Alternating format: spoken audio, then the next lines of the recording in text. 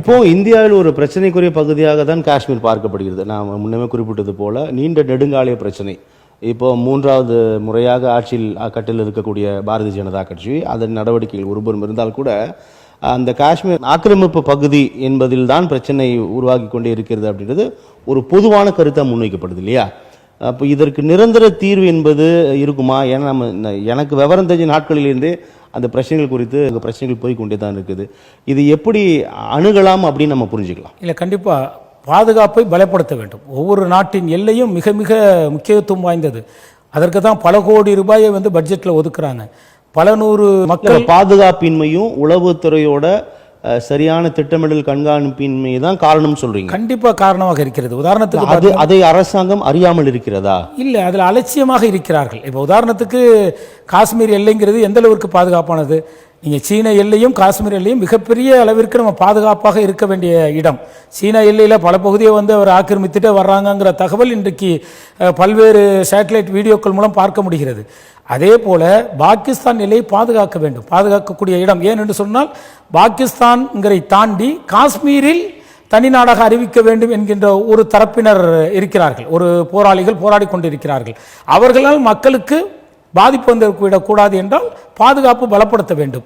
ஆனால் இந்த ஒன்றிய அரசாங்கம் செய்கிறதா என்றால் இல்லை என்பதுதான் யதார்த்தமான நிகழ்வாக பார்க்கப்படுகிறது. இன்றைக்கு எல்லைங்கிறது எவ்வளோ ஒரு முக்கியத்துவம் வாய்ந்தது. அந்த இடத்துல தான் இன்றைக்கி அதானிக்கு இடம் கொடுத்துருக்குறாங்க ஒன்றிய அரசு. அவர்களுக்கு பல கிலோமீட்டர், 10 கிலோமீட்டர் நீளமும் 10 கிலோமீட்டர் அகலமும் பல கிலோமீட்டர் சொல்றாங்க. அந்த அளவிற்கு அவங்க தொழில் செய்வதற்கு அந்த சூரிய ஒளி பிறகு சோலார் அந்த சோலார் யூனிட் அமைப்பதற்கு இன்றைக்கு அதானிக்கு கொடுத்திருக்கிறார்கள் என்றால் பாதுகாப்பு என்பது மிகப்பெரிய கேள்விக்குறியாக மாறிவிடுகிறது. நீங்க உதாரணத்துக்கு அதானி துறைமுகம், முத்ரா துறைமுகத்தில் பார்த்தீங்கன்னா பல்வேறு போதைப் பொருள் கடத்தப்படுகிறது.